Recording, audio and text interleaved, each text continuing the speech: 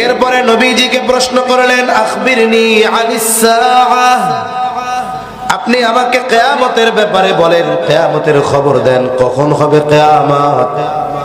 নবীজি জবাব দিলেন, মাল মাসউলু আনহা বিআলামা মিনাস সাইল। নবীজি বলেন, এই ব্যাপারে যাকে প্রশ্ন করা হয়েছে তিনি প্রশ্নকারীর চাইতে বেশি জানেন না।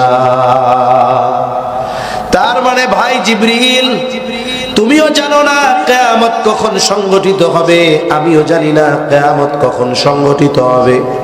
তবে এই হাদিসে জিবরাইল আলাইহিস সালাম নবীজিকে কিয়ামতের আলামতের কথা জিজ্ঞাসা করেছেন। নবীজি আলামতের কথা বলতে গিয়া দুইটা আলামতের কথা বলেছেন। কয়টা? জোরে কম, আরো জোরে বলেন কয়টা?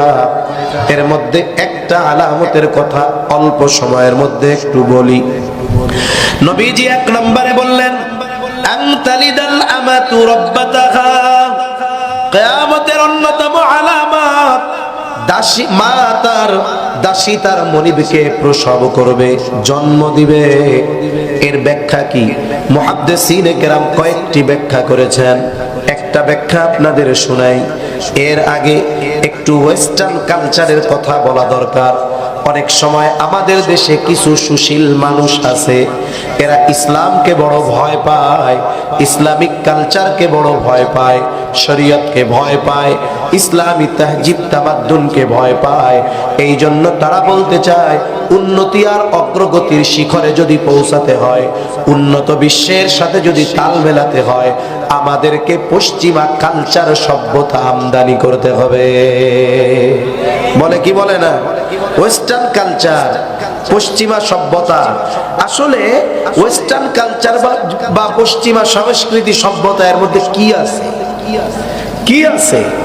আমরা তো চাকচিক্যময় উঁচু উঁচু প্রযুক্তি, উঁচু উঁচু বিল্ডিং, আধুনিক আবিষ্কার, এগুলো দেখে অনেক সময় হতভম্ব হয়ে যায়। কিন্তু এই চাকচিক্যময় দুনিয়ার অভ্যন্তরে এমন কিছু নিকৃষ্ট আর ঘৃণিত বিষয় আছে যেগুলো মুসলমান সমাজে মুসলমানেরা চিন্তা করতেও ঘৃণা লাগে। ঠিক কিনা বলেন? এর একটা বলি, পশ্চিমা কালচার হলো এরকম, যদি নারী পুরুষ উভয়ের সম্মতি থাকে, সম্পর্কে যা হয় হোক, যদি দুইজনের সম্মতি থাকে, তাহলে মেয়ে বাবার সাথে, ছেলে মায়ের সাথে, বাবা মেয়ের সাথে, উভয়ের যদি সম্মতি থাকে, এরা যদি ব্যভিচার জেনায় লিপ্ত হয়, তাহলে পশ্চিমা কালচার বলে এটা দোষণীয় নয়। নাউজুবিল্লাহ বলেন তো। একজন ইমানদার নামাজ কালাম না পড়ে পড়ুক, যত পাপাচারে লিপ্ত হোক, সে কি কখনো এই ধরনের বিষয় চিন্তা করবে? এটা আমাদের মধ্যে নাই। তবে মুসলমান সমাজে মায়ের প্রতি অবাধ্যতা, মায়ের হক নষ্ট করার প্রবণতা সময়ের সাথে সাথে বাড়তেছে, এটাই বাস্তব। মায়ের সাথে দাসীর মতো আচরণ করে। দেখা যায় ওই মা সন্তানের জন্য জীবনের বড় ত্যাগ করেছে। বাবা মারা গেছে, 2-3 বছর বয়স বাচ্চার, মা শুধুমাত্র বাচ্চার চেহারার দিকে তাকায়া অন্য কোথাও বিবাহ বন্ধনে আবদ্ধ হয় নাই। অথচ ওই সন্তান যখন বড় হয়ে যায়, টাকা পয়সাওয়ালা হয়ে যায়, যেই মায়ের তার জন্য এত ত্যাগ তিতিক্ষা আর কষ্ট, ওই মা হয়ে যায় তার কাছে সবচাইতে বড় বোঝা। সে শহরে আরাম আয়েশ ভোগ বিলাসের মধ্যে আছে, কিন্তু গ্রামে তার মা না খেয়ে মরতেছে, ওষুধ নাই, চিকিৎসার খোঁজ খবর নাই। আবার অনেক সন্তান মায়ের সাথে এমন জঘন্য আচরণ করে, বলে মা তার বাসায় থাকে, সন্তানের বাসায় মায়ের খাবার জুটে, যদি সন্তানের বাসায় কাজ করে দেয়, যেই বেলা ঘর মুছে দেয়, কাপড় ধুয়ে দেয়, থালা বাসন ধুয়ে দেয়, ওই বেলা মায়ের কপালে খাবার জুটে। যদি বার্ধক্য আর অসুস্থতার কারণে কাজ না করতে পারে, খাবার জুটে না। অনেক সন্তান আছে নেশার টাকার জন্য মাকে মারধর করে। বাংলাদেশে এইরকম অনেক ঘটনা আছে, মায়ের সাথে সর্বোচ্চ অসৎ আচরণ করেছে, মার কাছে টাকা পয়সা চাইছে, দেয় নাই, মাকে পিটায়া কুপায়া হত্যা করেছে। এর এরকম ঘটনা আছে না নাই? ও ভাই, এগুলো কিয়ামতের আলামত। সেজন্য আমরা আমাদের মা বাবা যাদের বেঁচে আছে, এনারা আমাদের জন্য বড় নেয়ামত।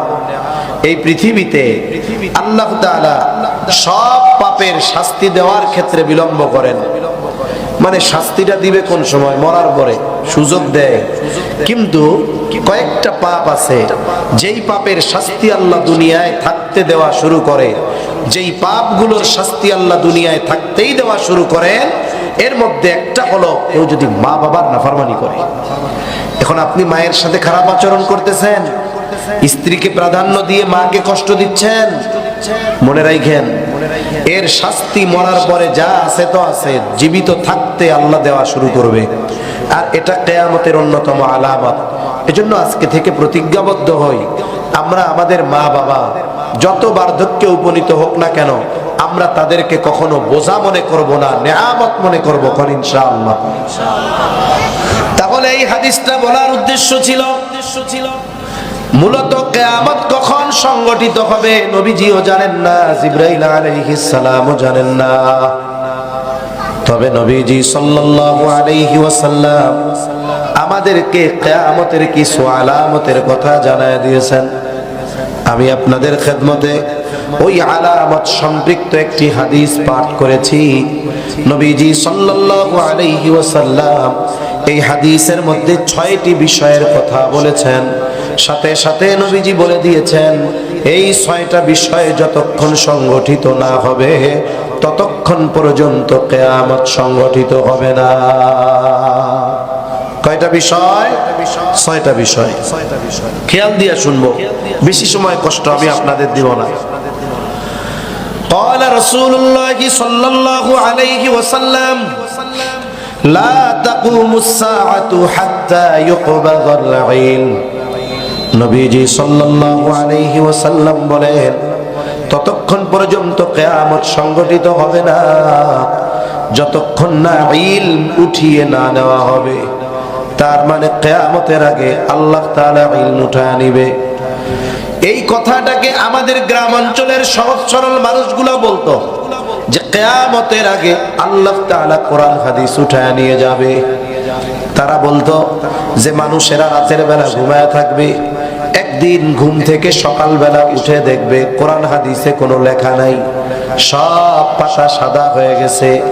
এই ধরনের কথা আগে লোকমুখে প্রচলিত ছিল, কিন্তু আল্লাহ তাআলা ইলম উঠায় নিবে, কোরআন হাদিস লেখায় থাকবে, বরং আগের চাইতে লেখা আরো সুন্দর হবে, ছাপা আরো চকচকে ঝকঝকা হবে। কিন্তু বাস্তবিক অর্থ হলো যদিও ইলমের উৎস কোরআন হাদিস, তবে আল্লাহ তাআলা ইলমের হেফাজত করেন আলেমদের মাধ্যমে। ইলমের হেফাজত হয় আলেমদের মাধ্যমে। আপনারা আল্লামা নিয়ামতুল্লাহ আল ফরিদি সাহেব হাফিজাহুল্লাহ হযরতের বয়ান শুনছেন না? নবীওয়ালা যেই 4 কাজ, এই 4 কাজ আল্লাহ জারি রাখছেন কাদের মাধ্যমে? আলেমদের মাধ্যমে। ওয়াজ ভুলে গেছেন? কাদের মাধ্যমে রাখছে? আলেমদের মাধ্যমে। ওয়াজ আপনারা সামনে বসে ভুলে যান, আমি রুমে চা খাই আর শুনতেছি হযরত কি কয়। এই হলো শ্রোতার অবস্থা হইলে হবে, ডাটে ফাটে কইতে হবে। কোন এই যে নবীরে যে 4 দায়িত্ব দিয়ে আল্লাহ পাঠাইছে, ওই কাজগুলো জারি আছে না নাই? কাদের মাধ্যমে? আলেমদের মাধ্যমে। তার মানে আল্লাহ তাআলা এই ইলমের হেফাজত সংরক্ষণ করতেছে আলেমদের মাধ্যমে। তাহলে ইলম আল্লাহ কিভাবে উঠায় নিবে? কোরআন থাকবে, হাদিস থাকবে, ইলম থাকবে না কেমনে? قال رسول الله صلى الله عليه وسلم إن الله لا يقبض العلم انتزاعا ينتزعه من الناس। নবীজি সাল্লাল্লাহু আলাইহি ওয়াসাল্লাম বলেন আল্লাহ তাআলা একত্রে একসাথে মানুষের অন্তর থেকে ইলম উঠায় নেবেন না। এমনটা হবে না যে সারা দুনিয়ার হাফেজে কোরআনেরা এক রাত্রিতেই কোরআন ভুলে যাবে, মুফতি সাহেবেরা সব মাসলা মাসাইল ভুলে যাবে, মুহাদ্দিসিনে কেরাম সব হাদিস ভুলে যাবে। এমনটা হবে না। তাহলে আল্লাহ ইলম কেমনে উঠায় নিবে? নবীজি বলেন ওয়ালাকি ইয়াকবিদুল ইলমা বিকবদিল উলামা, বরং আল্লাহ তাআলা আলেমদেরকে উঠিয়ে নেওয়ার মাধ্যমে ইলম উঠায় নিয়ে যাবে। আলেমদের মৃত্যুর মাধ্যমে আস্তে আস্তে ইলম উঠে যাবে। আজ থেকে 10-15 বছর আগেও যেই সমস্ত উলামায়ে কেরাম দুনিয়ায় ছিলেন, তাদের ইলমি বুঝ, কোরআন হাদিসের বুঝ আর এখনের উলামায়ে কেরামের বুঝ কিন্তু এক না।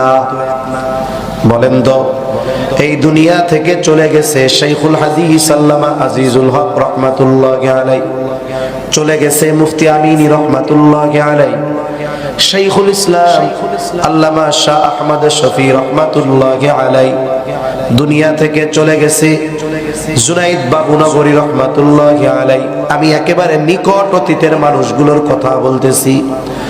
দুনিয়া থেকে চলে গেছে নূর হোসেন কাসেমী রাহমাতুল্লাহি আলাইহি, দুনিয়া থেকে চলে গেছে হাটহাজারীর প্রধান মুফতি আব্দুস সালাম চাটগামী রাহমাতুল্লাহি আলাইহি, পটিয়া মাদ্রাসার মুহতামিম শাইখুল হাদিস আব্দুল হালিম বুখারী রাহমাতুল্লাহি আলাইহি, মুফতি সাহেব হাফেজ আহমদুল হক রাহমাতুল্লাহি আলাইহি, জবরদস্ত একজন আলেম দুনিয়া থেকে চলে গেছে।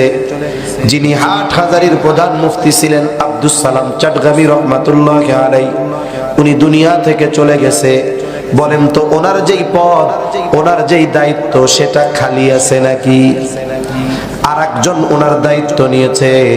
দায়িত্ব নিয়েছে ঠিক, কিন্তু যিনি দায়িত্বে আছেন তিনি আব্দুস সালাম চাটগামী রাহমাতুল্লাহি আলাইহির মতো আলেম না। এটা মানতে হবে। হাটহাজারীর মুহতামিম সাহেব আল্লামা শাহ আহমদ শফি রাহমাতুল্লাহি আলাইহি চলে গেছে, মুহতামিম আরেকজন হইছে।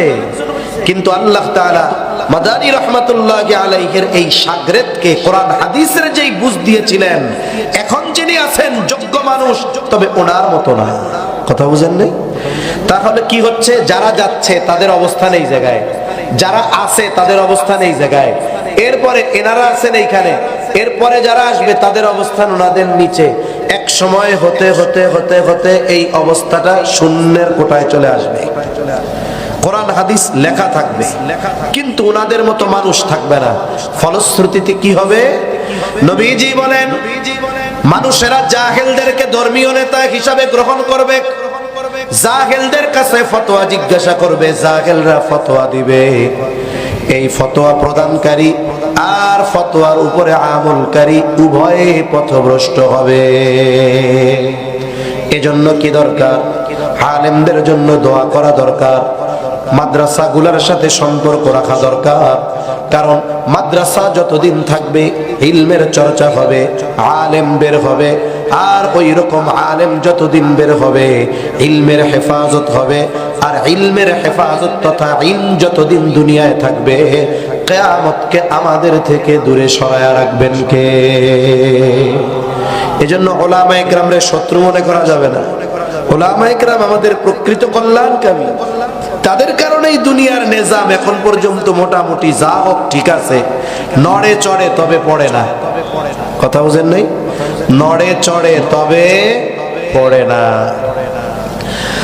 2 নাম্বার, নবীজি বলেন ওয়াতাকসুরাজ জালাজিল, কিয়ামতের আগে জলজলা, ভূমিকম্প বেড়ে যাবে। ভূমিকম্প কেন হয়? ভূতত্ত্ববিদ যারা তারা বলেন, আমরা পৃথিবীর উপরিভাগে বসবাস করি। এখন একসাথে জায়গাগুলো না, খণ্ডে খণ্ডে বিভক্ত। বিজ্ঞানের ভাষায় এই এক একটা বড় খণ্ডকে এক একটা প্লেট বলে, প্লেট। আর এই খণ্ডগুলো এক জায়গায় স্থির থাকে না, নড়াচড়া করে। বিজ্ঞানের ভাষায় এগুলো টেকটনিক প্লেট। যেমন আমাদের এক পাশে আছে ইউরোশিয়া প্লেট, আর এক পাশে বার্মা প্লেট, আমরা আছি ইন্ডিয়ান প্লেটে। বিজ্ঞান বলে এই প্লেটগুলো নড়াচড়া করে, যার ফলশ্রুতিতে অনেক সময় একটা একটারে চাপ দেয়, একটা একটার সাথে ঘর্ষণ লাগে, একটা একটার সাথে ধাক্কা লাগে, যার ফলশ্রুতিতে জমিনের মধ্যে কম্পন হয়। এটা সর্বদা হতে থাকে। তবে মাত্রা কম, এই জন্য মানুষ অনুধাবন করতে পারে না। কিন্তু চাপটা যখন জোরে হয়, ধাক্কাটা যখন জোরে হয়, ঘর্ষণটা যখন জোরে হয়, বলে 5.7 মাত্রার ভূমিকম্প হয়ে যায়। বিজ্ঞান বলে একবিংশ শতাব্দীতে ভূমিকম্প, বড় বড় ভূমিকম্প বাড়ছে। দেখুন, ভূমিকম্প একটা প্রতিক্রিয়া, মূল ক্রিয়া কিন্তু আরেকটা। প্রতিক্রিয়া, যে কোনো ক্রিয়ার ফলশ্রুতিতে প্রতিক্রিয়া হয়, ঠিক কিনা বলেন? যেমন, কথা কি বুঝতেছেন? বোঝা যায়? সজাগ আছেন? ইনশাআল্লাহ কইলে তো থাকবেন। এখন ঘুমাইতেছেন? তাকবীর দেন, নারায়ে তাকবীর, নারায়ে তাকবীর। এমন আওয়াজ দিবেন ওই পারে চলে যাবে আওয়াজ। তাহলে প্রত্যেকটা প্রতিক্রিয়ার একটা ক্রিয়া আছে। আপনারা সম্প্রতি সময়ে দেশব্যাপী একটা ঘটনা বহুত আলোচিত। এক ফাউল সরকার, আবুল সরকার আর কি, এক ফাউল আবুল সরকার, তাকে প্রশাসন গ্রেফতার করেছে। আপনারা শুনছেন না? গ্রেফতার করছে কেন এটা কি জানেন? গ্রেফতার করার কারণ হলো সে আল্লাহরে গালি দিছে। সোজা হিসাব যেটা, আল্লাহর ব্যাপারে এমন অশালীন শব্দ বলছে যে আমি আপনাদের সামনে বলতে লজ্জা পাচ্ছি। একটা ভিডিওর একটা অংশ আমরা শুনতে পাইছি, তবে এই ভিডিওর বেশ অংশ আমার শোনার মতো দুর্ভাগ্য হয়েছে। ওই একটা বিষয় ওরে মামলা না, ওর প্রত্যেকটা কথার পরিপ্রেক্ষিতে 10টা করে মামলা দেওয়া যায়। এমন জঘন্য জঘন্য কথা সে বলছে। এখন একে প্রশাসন গ্রেফতার করছে। আমরাও চাই আমরা দেশের আইনকে সম্মান করি। আমরা দেশের যে আইন আছে, এই আইনে তার সর্বোচ্চ বিচার আমরা কামনা করছি।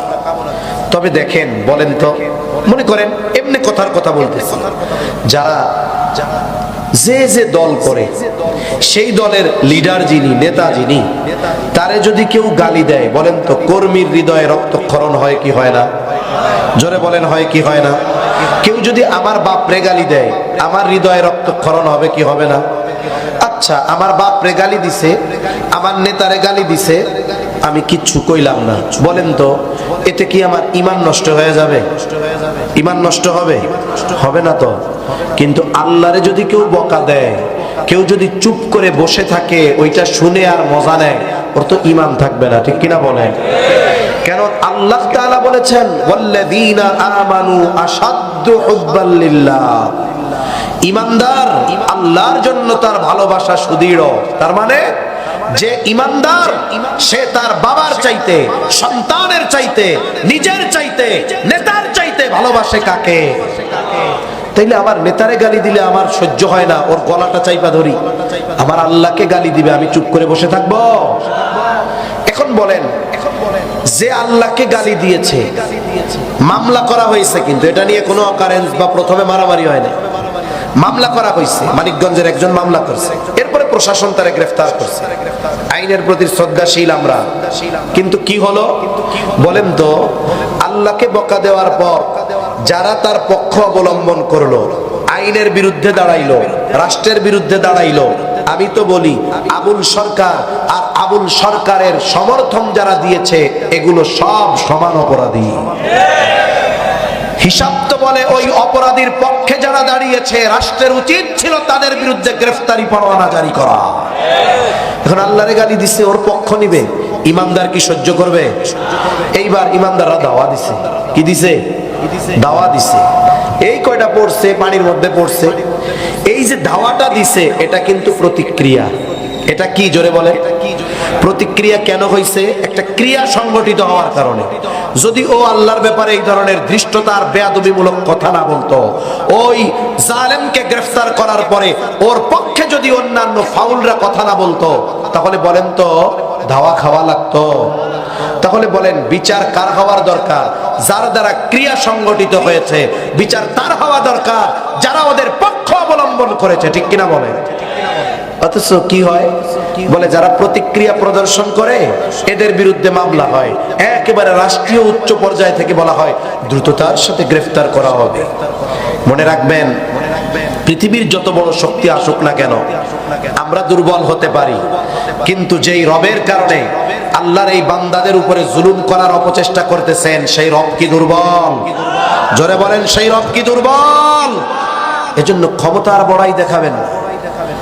ইসলাম আর মুসলমান, কোরআন সুন্নাহ আর আল্লাহর ব্যাপারে যদি কোনো কথা হয়, আমরা জানি এদেশের যুবকের রাজনৈতিক পরিচয় যা হয় হোক, ও ভালো মতো নামাজ কালাম পড়ুক আর না পড়ুক, ওর দাড়ি আর সুন্নতি লেবাস থাক আর না থাক, দেখা যাবে আল্লাহ এবং রসুলের ব্যাপারে ও এক নম্বরে। ঠিক কিনা বলেন? সামনে দাঁড়ায় যায়, কিরে তোর সুন্নাতের খবর নাই, নবীর মহব্বতে নাইমে আসছস, নামাজ কালাম পড়স না, আল্লাহর মহব্বতে নাইমে আসছস।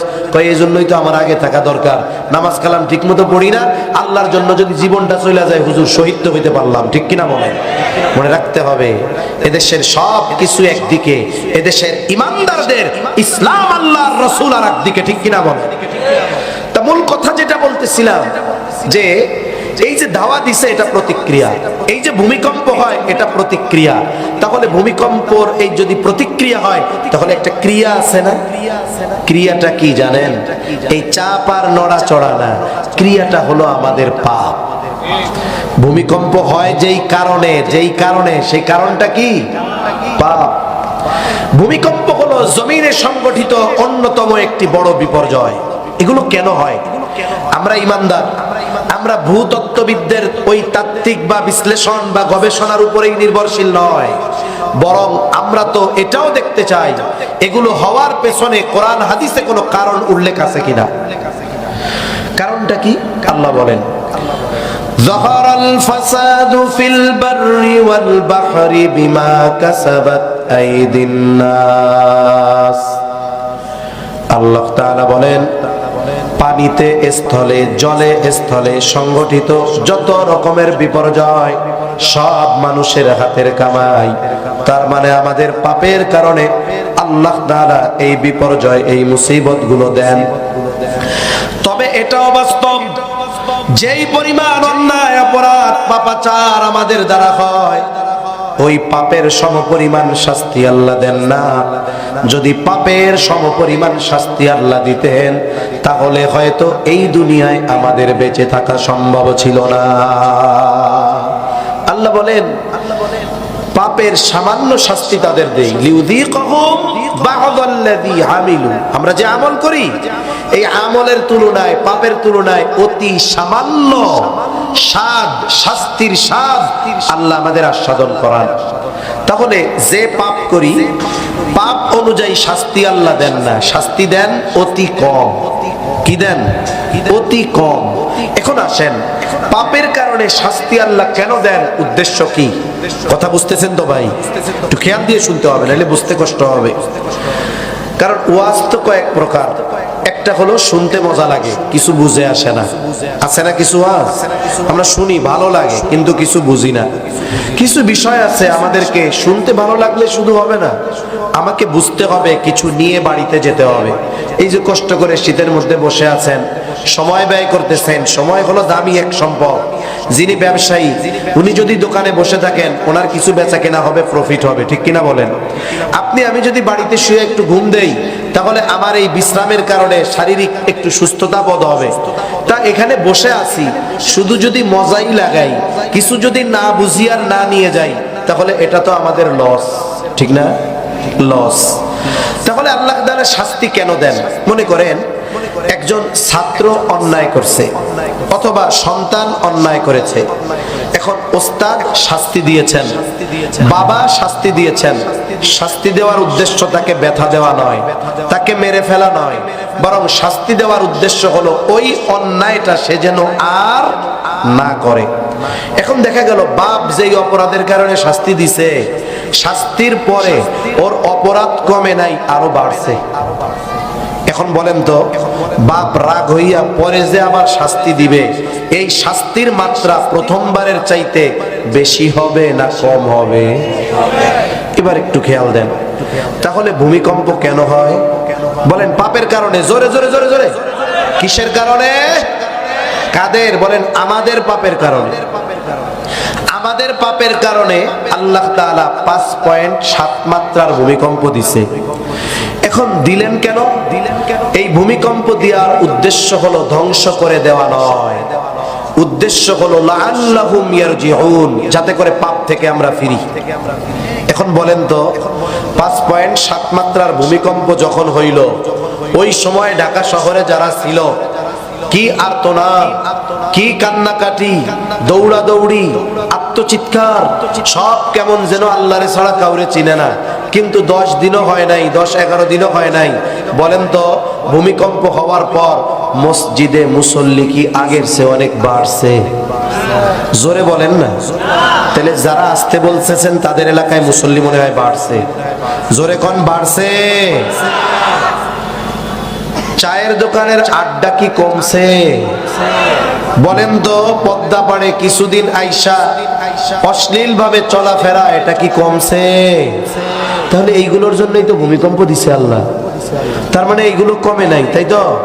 তার মানে অপেক্ষায় থাকেন, এর পরেরটা হবে ঠিক উল্টা 7.5। অপেক্ষায় থাকেন।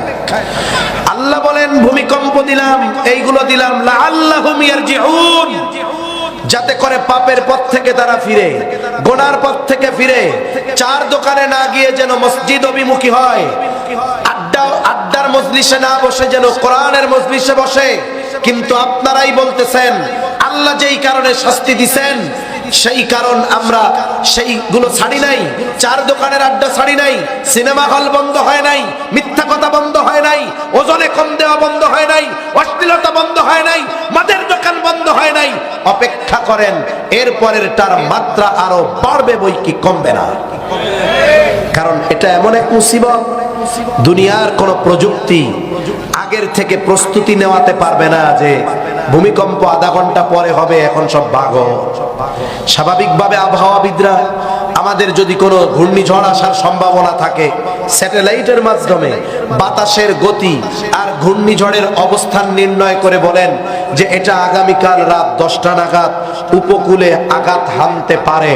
এটা হয়তো প্রযুক্তির কল্যাণে একটা সম্ভাব্য সময় বলে দিতে পারে। কিন্তু ভূমিকম্প এমন এক মুসিবত, এক সেকেন্ড আগেও পৃথিবীর কোন প্রযুক্তি বলতে পারে না যে একটু পরে ভূমিকম্প হবে। কিন্তু দেখুন কি হয়েছে, তুরস্কে ভূমিকম্প হয়েছিল, কি অবস্থা হয়েছে। ৪৫,০০০-এর উপরে বড় বড় স্থাপনা মুহূর্তের মধ্যে তছনছ হয়ে গেছে, অর্ধলক্ষের উপরে মানুষ মারা গেছে। আল্লাহর শুকর, এদেশের ঢাকা শহর মসজিদের শহর, হেফজখানার শহর। ঢাকা শহরে এমন বিল্ডিং আছে, এক বিল্ডিং এ 3টা হেফজখানা আছে। উলামা ইকরামের শহর, যদিও সাথে সাথে পাপাচার আর দুর্নীতির শহর, এটাও ঠিক। কিন্তু ওই যে মসজিদ, মাদ্রাসা, খানকা, হেফজখানা, জালেমরা তো ঘুমিয়ে থাকে, ছোট ছোট বাচ্চারা ভোর রাত্রে উঠে কোরআন তিলাওয়াত করে। আমার মনে হয় ওই মাসুম বাচ্চাদের কোরআন তিলাওয়াতের বরকতে কাঁপুনি দিছে, কিন্তু পড়ে যায় নাই। সাবধান, এই ভূমিকম্প কিয়ামতের আগে আরো বড় বড় ভূমিকম্প হবে। মেইন স্ট্রিম মিডিয়াগুলোর দরকার ছিল ভূমিকম্প সংঘটিত হওয়ার মূল কারণ নিয়ে মানুষকে সচেতন করা। অনলাইনে বলেন আর পত্রিকায় বলেন, এক খবর প্রত্যেক দিন। ওই সিলেট থেকে নিয়ে টেকনাফ পর্যন্ত ফল্ট লাইন আছে একটা 400 কিলোমিটার, নতুন আর একটা নাকি পাইছে সিলেট থেকে রংপুর দিয়ে কোন পর্যন্ত, কলকাতা পর্যন্ত 800 কিলোমিটার। এমন ভয় দেওয়া শুরু করছে যে মানুষ ঘুমাইলেই মনে করে যে হায় রে হায়, এই বুঝি সাত ভেঙে পড়ে কিনা। আবার ভয় দিচ্ছে যে এটা তো প্রাইমারি শক, মেইন শক এখনো আছে। মাটির তলে ওই ফল্ট লাইনের নিচে 8.5 মাত্রার শক্তি নিয়ে অপেক্ষা করতেছে, যে কোনো টাইমে তছনছ করে ফেলবে। আবার কেউ কেউ বলতেছে এটা মেইন শক হইছে, তবে আফটার শক বারবার হবে, যে কোনো টাইমে 7 মাত্রার ভূমিকম্প হতে পারে। এখন বলেন তো ভূমিকম্পের জন্য আগাম প্রস্তুতি নেওয়ার সুযোগ আছে? ওই যে আবহাওয়ার মতো বলবে যে 12 ঘন্টা পর উপকূলে ঝড় আঘাত আনতে পারে, সব উপকূল থেকে সরেন। ভূমিকম্পের ব্যাপারে তো এটা সম্ভব নয়। যদি আমাদের মিডিয়াগুলো এই ভয় না দিয়ে বলতো, প্লাকার্ড বানায়া অনলাইনে ছাড়তো, ও আমার মুসলমান ভাইয়েরা, বেপরদার কারণে ভূমিকম্প হয়, বেপরদা বাদ দেন। জেনা ব্যভিচারের কারণে ভূমিকম্প হয়, পত্রিকাগুলো যদি ফলাও করে প্রচার করতো অনলাইন সহ অফলাইন সব জায়গায়, অশ্লীলতা বাদ দেন। সমাজে যখন মদপান বেড়ে যায়, ভূমিধস ভূমিকম্প হয়, ও আমার ভাইয়েরা মদ পান বাদ দেন। বলেন তো মূল ক্রিয়া কি? পাপ। এর কারণে ভূমিকম্প হয়। তাহলে ভূমিকম্পের জন্য সতর্ক না করে পাপের জন্য সতর্ক করার জরুরি ছিল, ঠিক কিনা বলেন? কিন্তু কোন একটা মিডিয়া এই কথা বলে নাই যে নাচ গান বাদ দেন, অশ্লীলতা বাদ দেন, জেনা ব্যভিচার বাদ দেন, মদ পান বাদ দেন, গান গুণ এইসব বাদ দেন, এগুলো বলে না, কিন্তু খালি ভয় দেখায়। তা সম্মানিত উপস্থিতি, সময়ের সাথে সাথে ভূমিকম্প আরো বড় হবে। আমাদের কাজ কি? আমরা যারা এখানে শুনতেছি বা যারা শুনবে, আমাদের কাজ হলো পাপ থেকে বেঁচে থাকা। আল্লাহ তৌফিক দান করেন। 3 নাম্বার, নবীজি বলেন ওয়ায়াতাকারাবাজ জামান, কিয়ামতের আগে সময় সংকুচিত হয়ে যাবে। হাদিসের মধ্যেও আসছে আখিরুজ জামানে এক যুগকে মনে হবে 1 বছরের মতো, বছরকে মনে হবে মাসের মতো, মাসকে মনে হবে সপ্তাহের মতো, সপ্তাহকে মনে হবে দিনের মতো, দিনকে মনে হবে ঘন্টার মতো, ঘন্টাকে মনে হবে মিনিটের মতো, মিনিটকে মনে হবে সেকেন্ডের মতো।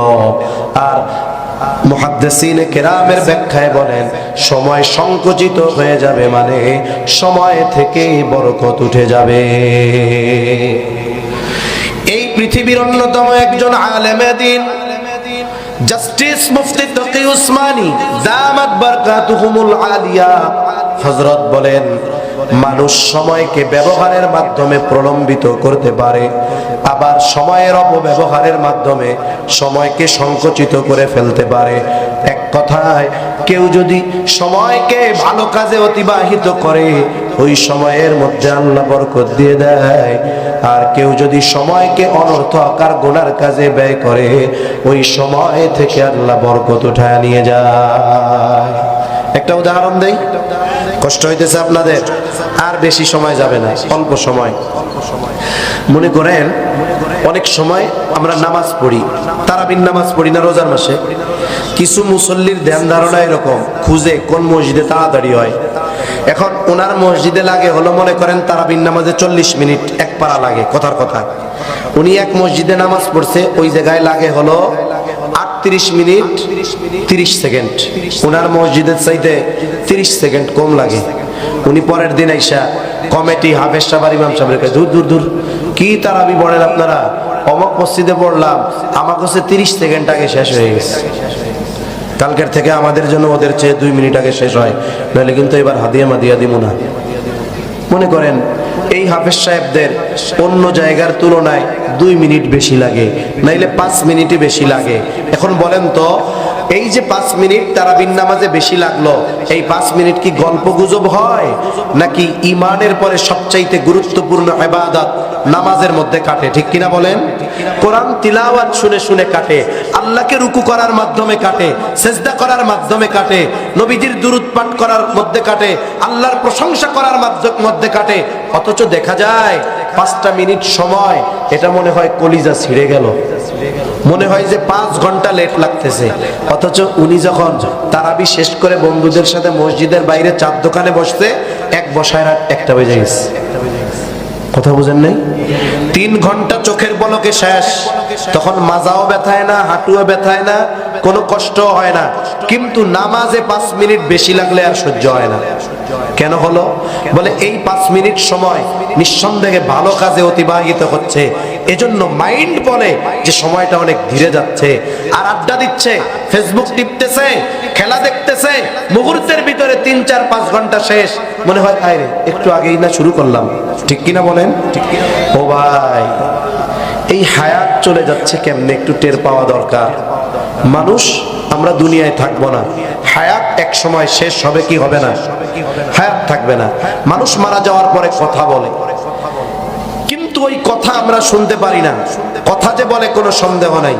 নবীজি বলেন দুনিয়ার মানুষ যদি মৃত মানুষের কথা শুনতো, ভয়ে দাফন কাফন বাদ দিয়ে দিত।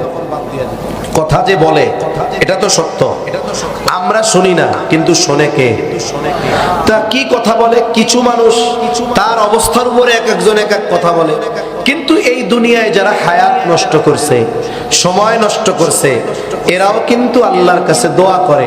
ওই দোয়া যে গোসল করায় সে শুনে না, কিন্তু শুনে কে? কি বলে তারা একটু বলি। ফায়াকুল রাব্বি লাউলা আখখারতানি ইলা আজালিন করিব ফাআসাদ্দাক ওয়া আকুম মিনাস সালিহিন।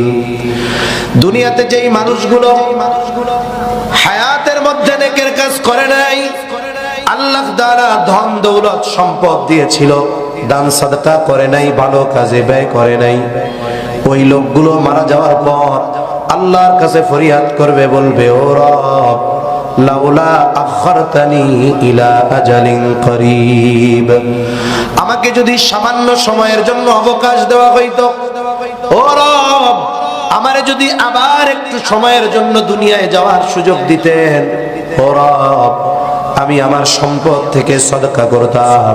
শুধু তাই না, আড্ডা দিয়া হায়াত নষ্ট করতাম না, সৎকর্ম করতাম, নেক কাজ করতাম।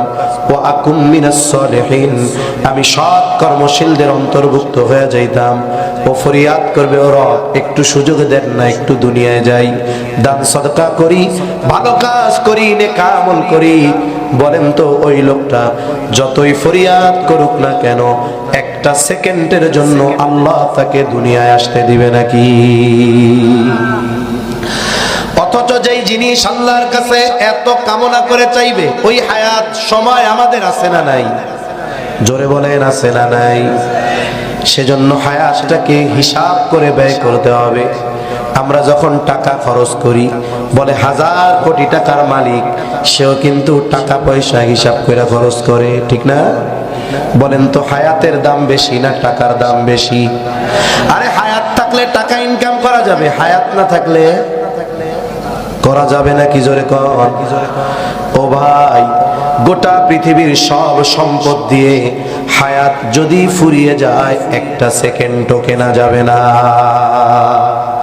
এজন্য একটু নিজের চিন্তার দুয়ারে করাঘাত করেন যে আমি টাকাটা হিসাব করে খরচ করি, এর চাইতে তো দামি আমার হায়াত। আমি কি আমার হায়াতটা চার দোকানে ব্যয় করার সময় চিন্তা করি, হায় রে 3 ঘন্টা শেষ হয়ে গেল? ফেসবুকে টিপার সময় কি চিন্তা করি, আরে 5 ঘন্টা সময় পার হয়ে গেল? অনর্থক মজলিসে আড্ডা দেওয়ার সময় কি চিন্তা করি, হায় রে 3টা ঘন্টা হায়াত থেকে মাইনাস হয়ে গেল? অথচ দেখুন, হায়াত এমন এক দামি সম্পদ যেটা টাকা দিয়ে কেনা যায় না। হায়াত থাকলে টাকা ইনকাম করা যায়, এজন্য হায়াতের দাম বেশি। অনুরোধ আপনাদের কাছে, আল্লাহর দেওয়া এই মূল্যবান হায়াত আমরা যথাযথভাবে ভালো কাজে ব্যয় করব কোন ইনশাআল্লাহ। হায়াতের কদর যদি না করি, হায়াত দ্রুত চলে যাবে। হায়াতের কদর যদি করি, ওই হায়াতকে বরকতময় করবেন কে? আল্লাহ। 4 নম্বর, ওয়াতাযহারুল ফিতান। নবীজি সাল্লাল্লাহু আলাইহি ওয়াসাল্লাম জানায় দেন, কিয়ামত ততক্ষণ হবে না। এখানে উদ্দেশ্য হলো দাজ্জালের আগমন। যতক্ষণ না দাজ্জালের আগমন হবে, ততক্ষণ পর্যন্ত কিয়ামত সংঘটিত হবে না। দাজ্জাল হলো এই উম্মতের জন্য সবচাইতে বড় ফিতনা। দাজ্জালের ফিতনা কঠিন এক ফিতনা। নবীজি উম্মতের প্রতি বড় রহম দিল, উম্মত যেন দাজ্জালের ফিতনা থেকে বাঁচতে পারে। এই জন্য নবীজি আমল শিখায় দিয়েছেন। সেই আমলের নাম হলো সূরা কাহাফ। 15 পারা একটা সূরা আছে, সূরার নাম হলো সূরা কাহাফ। নবীজি বলেন, জুমার দিন এই সূরা যে তিলাওয়াত করবে, আল্লাহ তাআলা তাকে দাজ্জালের ফিতনা থেকে হেফাজত করবে। অনেক বড় একটা সূরা। এখন বলতে পারেন, হুজুর এত বড় সূরা পড়মু কেমনে? অসুবিধা নাই, নবীজি আর হাদিসের মধ্যে জানায় দেন যে এই ব্যক্তি জুমার দিন সূরা কাহাফের 10 আয়াত তিলাওয়াত করবে, আল্লাহ তাআলা তাকে দাজ্জালের ফিতনা থেকে হেফাজত করবে। এখন আপনি পড়তে পারেন না, আপনার মসজিদের ইমাম সাহেব উনি পড়তে পারে, তো পারে, তাহলে আপনি ইমাম সাহেবরে কোন যে হুজুর সূরা কাহাফের আমলটা এখন আমাদের শুদ্ধ না, পড়তেও পারি না, আপনি একটু নামাজের পরে একটু আমাদের 10 আয়াত তিলাওয়াত করে শোনায় দেন, 1 পৃষ্ঠারও কম। ইমাম সাহেবদেরকে আমরা বেতন বাড়াই আর না বাড়াই, বুঝেন নাই?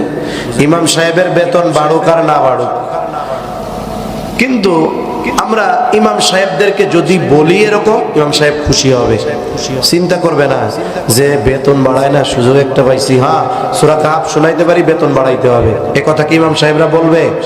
বলবে না। মুন্সিগঞ্জের মানুষ ভালো, বাংলাদেশে যত জায়গায় আছে প্রত্যন্ত অঞ্চলে, গ্রাম অঞ্চলে, আমার মনে হয় মুন্সিগঞ্জ অঞ্চলের মানুষ ইমাম সাহেব ওলামায়ে কেরামকে রেসপেক্ট বেশি করে, সম্মান বেশি করে, এটা বাস্তব। অনেক জায়গায় গ্রাম অঞ্চলে টঙ্গিবাড়ি মুন্গিবাড়ি ওই দিক দিয়ে কয়েকটা মসজিদে আমি খোঁজ নিছি, ওই এলাকার মধ্যে ইমাম সাহেবের যা বেতন, ঢাকা শহরের প্রসিদ্ধ জায়গায় ইমামের বেতন এত না। আর অনেকে কয় হুজুর বেতন যা দেওয়া লাগে না, মনে মনে কই সরকারি চাকরিজীবীরা না এই কথা কয়, বুঝেন নাই? যারা সরকারি চাকরি করে ওটা যদি পিয়নও হয়, অনেকে এসে কয় হুজুর আলহামদুলিল্লাহ হুজুর আমার বেতনেও হাত দেওয়া লাগে না। বেতনে হাত দেওয়া লাগে না চলেন কেমনে? তার মানে ঘুষের টাকা দিয়া চলে। তো ইমাম সাহেব বেতনে হাত দেওয়া লাগে না কেন? কয় হুজুর 30 দিনের 32 দিনই দাওয়াত থাকে, তার মানে দুই একটা বাদ দেওয়া লাগে। এরপরে কি বলে, মুসল্লিরা খুব ভালো, দাওয়াতে নিয়ে শুধু খাওয়ায় তা না, আসার সময় 500 টাকার নোট একটা কমপক্ষে গুইজা দেয়। এখন খাওয়ানো ভাই হাদিয়াও ভাই, আলহামদুলিল্লাহ যা বেতন তা ধরা থাকে। সারা দেশে ইমাম সাহেবরা বদনাম করে, মুন্সিগঞ্জের ইমাম সাহেবরা সুনাম করে। আল্লাহ তাআলা মুন্সিগঞ্জের লোকদের আরো বরকত দান করুক, বলি আমিন। তো ইমাম সাহেব বলবে না যে বেতন দেওয়া লাগবে, টাকা দেওয়া লাগবে, উনি আরো স্বতঃস্ফূর্ত ভাবে খুশি হবে, যায় রে আমার মুসল্লিরা আমলের প্রতি কত আগ্রহী। তা আপনি 1 সপ্তাহ 2 সপ্তাহ 5 সপ্তাহ 10 সপ্তাহ শুনতে শুনতে দেখবেন ওই 10 আয়াতের হাফেজ হয়ে গেছে, তখন তিলাওয়াত সহজ। দেখেন এই আমলটা কত গুরুত্বপূর্ণ। বুজুর্গানে দিন বলেন এই আমলটা কমপক্ষে সূরা কাহফের প্রথম 10 আয়াত, এটা কত জরুরি আমল বানাবো। বলে বেঁচে থাকার জন্য শ্বাস প্রশ্বাস যেমন জরুরি, যারা রাত্রে খান নাই যদি চ্যালেঞ্জ দেন যে আজকে রাতে খাবো না, কাল সকালে খাবো না, দুপুরে খাবো ইনশাআল্লাহ, এই চ্যালেঞ্জে অধিকাংশ মানুষ জয়ী হবে। কিন্তু কেউ কি আছেন এই চ্যালেঞ্জ দিবেন যে হুজুর খাওন তো খাবো না, কিন্তু 1 ঘন্টা নাক মুখ 3 জনে মিলে ঠাইসা ধরবেন, আমি বাইসা থাকবো, এই চ্যালেঞ্জ কেউ নিবে? ও 5 মিনিটের আগে ওর জানাজা রেডি করা লাগবে। তাহলে বলেন বেঁচে থাকার জন্য আল্লাহ তাআলা যে বিষয়গুলো অপরিহার্য করেছেন, এর মধ্যে খাবার দাবার জরুরি বেশি নাকি শ্বাস প্রশ্বাস জরুরি বেশি? এটা যেমন জরুরি, সূরা কাহফের আমল আমরা ওই রকম জরুরি বানাবো কোন ইনশাআল্লাহ। বুজুর্গানে দিন বলেন দাজ্জাল আসবে, হঠাৎ করে আসবে তা না, আসার আগে প্রেক্ষাপট তৈরি হবে। একের পর এক ফিতনা আসবে, দাজ্জালের আগমনকে স্বাভাবিক করার জন্য এই ফিতনাগুলো আসবে। এই ফিতনাগুলো বড় বড় ফিতনা, সত্য মিথ্যা পার্থক্য করা কঠিন হবে, হক বাতিল চেনা কঠিন হবে। বুজুর্গানে দিন বলেন এই সূরা কাহফের আমল যেই মানুষগুলো করবে, আশা করা যায় দাজ্জাল আগমনের আগে যত ফিতনা আসবে এই আমলের বরকতে আল্লাহ তাআলা ওই আমলকারীকে ওই ফিতনাগুলো থেকে হেফাজত করবে ইনশাআল্লাহ। তাহলে আমলটা করব তো ইনশাআল্লাহ। 5 নাম্বার ওয়া তাকসুরাল হারাজ, কিয়ামতের আগে হত্যাকাণ্ড বেড়ে যাবে। এই হত্যাকাণ্ড এত পরিমাণে বাড়বে যে হত্যাকারী জানবে না কেন এই বেটাকে হত্যা করলাম, আবার যাকে হত্যা করা হবে সেও জানবে না কেন আমাকে হত্যা করা হলো। নবীজি যখন বললেন কিয়ামতের আগে হারজ বাড়বে, সাহাবায়ে কেরাম জিজ্ঞাসা করলেন ইয়া রাসূলুল্লাহ সাল্লাল্লাহু আলাইহি ওয়াসাল্লাম, আমরা প্রতি বছর যুদ্ধের ময়দানে অনেক মুশরিকদের হত্যা করি, এটা কি হারজ? নবীজি বলেন না, এটা হারজ নয়। হারজের পরিচয় হাদিসের মধ্যে আসছে ওয়াহুয়াল কতলুল কতল, এটা হলো পারস্পরিক হত্যাকাণ্ড। আর নবীজি বলেন হারজ কি? হারজ হলো পারস্পরিক হত্যাকাণ্ড, যেখানে প্রতিবেশী প্রতিবেশীকে হত্যা করবে, চাচা ভাতিজাকে হত্যা করবে, বাগিনা মামাকে, মামা বাগিনাকে হত্যা করবে। এর মানে মুসলমানদের অভ্যন্তরীণ হত্যাকাণ্ড বেড়ে যাবে। যেই হত্যা কাফের কর্তৃক মুসলমানদের অথবা মুসলমান কর্তৃক কাফেরদের মাঝে হবে না, বরং হবে কাদের কাদের মাঝে? মুসলমান মুসলমানের মাঝে। অনেক সময় আমরা আফসোসের স্বরে বলি যে গোটা পৃথিবীতে মুসলমানেরা মাজলুম, বাস্তবে মাজলুম।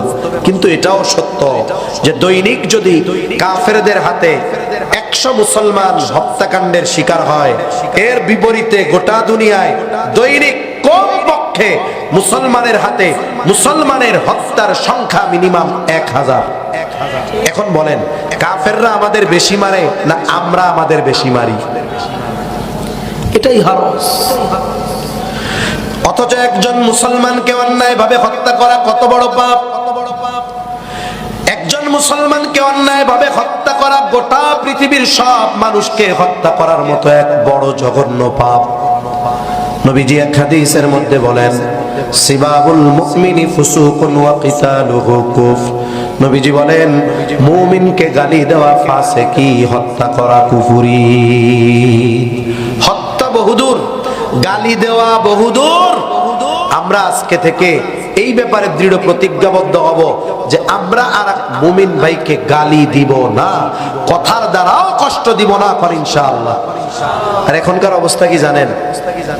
ইয়াং জেনারেশনের মধ্যে এই জিনিসটা আমার খুব খারাপ লাগে। একটা সময় কেউ যদি কারো মা বাবাকে উদ্দেশ্য করে গালি দিত, প্রতিবাদ মুখর হয়ে যুবক বলতো, খবরদার আমারে গালি দিবি দে, আমার বাপ মা তুইলা কোনো কথা বলবি না। আর এখন সবচাইতে ক্লোজ ফ্রেন্ড কোনটা জানেন? যে সবচাইতে ঘৃণিত বকা দিতে পারে ও হলো সবচেয়ে ক্লোজ ফ্রেন্ড। কি বকা দেয় আমি শুনাইতে চাচ্ছি না। ওর মা বোন তুইলা গালি দেয়, আর একজন যদি বলে তোরে এই কথা বললো, ও দাঁত দুই পাটি বাইর করে দিয়ে কয়, আমার ক্লোজ ফ্রেন্ড তো। তোর মা আর বোন রে তুইলা গালি দিছে তোর ক্লোজ ফ্রেন্ড। হ্যাঁ, ঘৃণা নাই? একটু আত্মমর্যাদা, গায়রত তোর মধ্যে নাই? আর তুই কেমন মুসলমান যে তুই তোর বন্ধুকে গালি দেস? অথচ ইমানদারের বন্ধুত্বের সম্পর্ক হবে কার খুশির জন্য? জোরে বলেন। হাদিসের মধ্যে আসছে, এক মুমিন আর এক মুমিনকে ভালোবাসবে, বন্ধু বলবে তোমার সাথে আমার এই বন্ধুত্ব আল্লাহর সন্তুষ্টির জন্য। যেখানে বন্ধুত্বের সম্পর্ক আল্লাহর সন্তুষ্টির জন্য, সেখানে গালি থাকবে, অশ্লীলতা থাকবে। অথচ দেখুন, গালি দেওয়া ফাসিকি, আর আমরা এই পাপের কাজটা করতেছি হাসতে হাসতে, নরমাল বানায় ফেলছি। কত বড় নিকৃষ্ট অবস্থা সময়ের সাথে সাথে আমাদের হচ্ছে, আল্লাহ হেফাজত করুক। অথচ একজন প্রকৃত মুসলমান যে, সে বকা দেওয়া বহুদূর, সে তো তার জবান দিয়ে আর এক মুসলমানকে কষ্ট পর্যন্ত দিবে না। قال رسول الله صلى الله عليه وسلم المسلم من سلم المسلمون من لسانه ويده। 5টা মিনিট আর সময় দেন। নবীজি বলেন, প্রকৃত মুসলমান হলো সে যার জবান আর হাতের অনিষ্ট থেকে অপর মুসলমান থাকে নিরাপদ। আমি প্রকৃত মুসলমান, এটা জাস্টিফাই কেমনে করব নিজেকে? আমি তাহাজ্জুদ পড়ি, আওয়াবিন পড়ি, ইশরাক পড়ি, নফল অনেক নামাজ পড়ি, রোজাগুলো ছাড়ি না, নফল রোজা। আমি মসজিদের সভাপতি, মাদ্রাসার সেক্রেটারি, কবরস্থানের ক্যাশিয়ার, সব ঠিক আছে, কিন্তু আমি মানুষকে বকা দেই, মানুষের গীবত করি। একটু হলেই আমার চেয়ে দুর্বল যারা, তাদের সাথে নিকৃষ্ট আর গর্হিত আচরণ করি। আল্লাহর কসম, আপনি আবেদ হতে পারেন, মুসলমান হতে পারেন না। নবীজির কাছে 2 জন মহিলার খবর আসছে। একজনের ব্যাপারে বলা হলো, ইয়া রাসূলুল্লাহ, এই মহিলা এমন কোন আমল নাই যেটা করে না, তার মানে ফরজ, ওয়াজিব, সুন্নাতে মুআক্কাদা, আওয়াবিন, ইশরাক, চাষ, তাহাজ্জুদের সালাত, সকাল সন্ধ্যার যত মামুলাত আছে সব করে, কোরআনের তিলাওয়াত করে, জবানে সব সময় তার জিকির থাকে। তবে একটা সমস্যা কি? বলে তার প্রতিবেশী আরেকজন আছে, তারে কষ্ট দেয়। আরেক মহিলা বলে আমল যা করলে, যা না করলে নয়, এর চেয়ে বেশি করে না। তার মানে ফরজ, ওয়াজিব, সুন্নাতে মুআক্কাদা এর বেশি করে না, জিকির আজগার করে না, তাহাজ্জুদ, তাওয়াবিন, ইশরাক আদায় করে না, নফল সিয়ামগুলো রাখে না। কিন্তু হ্যাঁ, ওই মহিলা তার প্রতিবেশীর সাথে ভালো আচরণ করে। ইয়া রাসূলুল্লাহ, এই 2 জনের মধ্যে কে উত্তম? নবীজি ওই তাহাজ্জুদ গুজারি মহিলার কথা বলেন নাই। নবীজি বলেন, যেই মহিলা তার প্রতিবেশীর সাথে ভালো আচরণ করে সে উত্তম। তাহলে বলেন, প্রকৃত মুসলমান আল্লাহর কাছে দামি শুধুমাত্র ইবাদতের মাধ্যমে হওয়া যায়? আচরণের মাধ্যমে হতে হয়। এজন্য উত্তম আখলাক, উত্তম আচরণ এর অনেক দাম। নবীজিকে জিজ্ঞাসা করা হলো, ইয়া রাসূলুল্লাহ, মিজানে সবচেয়ে ওজন হবে কোন জিনিস? নবীজি নামাজের কথা বলেন নাই, রোজার কথা বলেন নাই, হজের কথা বলেন নাই, যাকাতের কথা বলেন নাই। নবীজি বলেন মিজানে সবচাইতে ওজন হবে উত্তম চরিত্র। এজন্য আমরা আমাদের চরিত্রকে পরিশুদ্ধ করব, মুসলিম অমুসলিম সবার সাথে ভালো আচরণ করব, জবান দিয়ে একজন মুসলিম ভাইকে অন্যায় ভাবেও কষ্ট দিব না, বকা জকা তো বহুদূর। এতটুকু নিয়ন্ত্রণ যদি আমরা নিজেরা নিজেদের করতে পারি, তাহলে দেখবেন সমাজে সংগঠিত 70% অনাকাঙ্ক্ষিত ঘটনা মুহূর্তের মধ্যে দাফন হয়ে যাবে, ঠিক কিনা বলেন? কিন্তু মুখ এটারে ট্যাকেল দেওয়া বড় কঠিন। ট্যাকেল দিতে পারলে মুসলমান হওয়া সহজ। 6 নম্বর নবীজি বলেন হাত্তা ইয়াকসুরা ফীকুমুল মাল ফায়াফিদু। নবীজি সাল্লাল্লাহু আলাইহি ওয়াসাল্লাম বলেন ততক্ষণ পর্যন্ত কিয়ামত সংগঠিত হবে না যতক্ষণ না মানুষের মাল সম্পদ উপচিয়ে না পড়বে। মুহাদ্দিসিনে কেরাম বলেন এই সময়টা আসবে ঈসা আলাইহিস সালাম পুনরায় যখন দুনিয়ায় আসবেন তখন। ঈসা আলাইহিস সালামের মূল প্রথম আগমন হয়ে গেছে, এখন হবে পুনরাগমন। এখন কি আগমন হবে? পুনরায় আগমন। মনে করেন একজন লোক এই বাইরেই কই, মনে করেন ভাই এখন আছে এই জায়গায়, রিঙ্কু ভাই না? হ্যাঁ, আমার সাথী ভাই, রিঙ্কু ভাই, না ডাক নাম আর কি এটা, আর ভালো নাম হলো আমিরুল ইসলাম। মুসল্লি টুসল্লি আসেনি আপনার এই জায়গায়? তাহলে গো কি রে, হুজুরের ডাক নাম রিঙ্কু ভাই, এটা জানলাম না তো। এটা তো জানবে ওনার কাছের লোকরা। তা যাই হোক, আমিনুল ইসলাম ভাই, মনে করেন কথার কথা উনি এশার নামাজের পরে একবার আসছিলেন, মধ্যে উনি অনেক সময় আসেন নাই, আবার উনি আসলেন। এখন উনি আসার পরে আর একজন ভাবছে উনি মনে হয় এখনই আসছে। তা ওনারে বলা হলো ভাই আপনি কি মাত্র আসছেন? তখন পাশের থেকে আর একজন কি বলবে, না না না, উনি তো এশার নামাজের পরে আসছে, এখন হলো বাইরে গেছিল আবার আসছে। তার মানে কি ওনার আগমন আগেই হয়েছে, এখন হয়েছে কি পুনরাগমন। ঈসা আলাইহিস সালামের মূল আগমন হয়ে গেছে, এখন আসবেন এটা পুনরাগমন। ওনার উপরে একটা কিতাব নাজিল হয়েছে যেটার নাম ইনজিল। উনি দুনিয়ায় এসে ইনজিলের দাওয়াত দিবেন না, কিসের দাওয়াত দিবেন? কোরআনের। ওনার অনুসারী যারা তারা খ্রিস্টান, উনি এসে খ্রিস্ট ধর্মের দাওয়াত দিবেন না। কোন ধর্মের দাওয়াত দিবেন? ইসলামের। দাজ্জাল যখন আসবে আল্লাহ তাআলা ঈসা আলাইহিস সালামকে পাঠাবেন দাজ্জালকে হত্যা করার জন্য। উনি হত্যা করবেন, এরপরে কোরআনের দাওয়াত দিবেন, ইসলামের দাওয়াত দিবেন। এত পরিমাণ দাওয়াত প্রচার প্রসার হবে, একেবারে পৃথিবীর আনাচে কানাচে ইসলাম পৌঁছিয়ে যাবে। একজন মানুষও মুসলিম থাকবে না, একজন মানুষও মুনাফিক থাকবে না যে মুখে বলবে মুসলমান ইমানদার দিলে অন্য, না না, ঈমান তাকওয়া 100 হবে, একটা মানুষও বেঈমান থাকবে না। আর আল্লাহর ওয়াদা ওয়ালাউ আন্না আখলাল কুরা আমানু ওয়াত্তাকাউ লাফাতাহনা আলাইহিম বারাকাতিম মিনাস সামাই ওয়াল আরদ।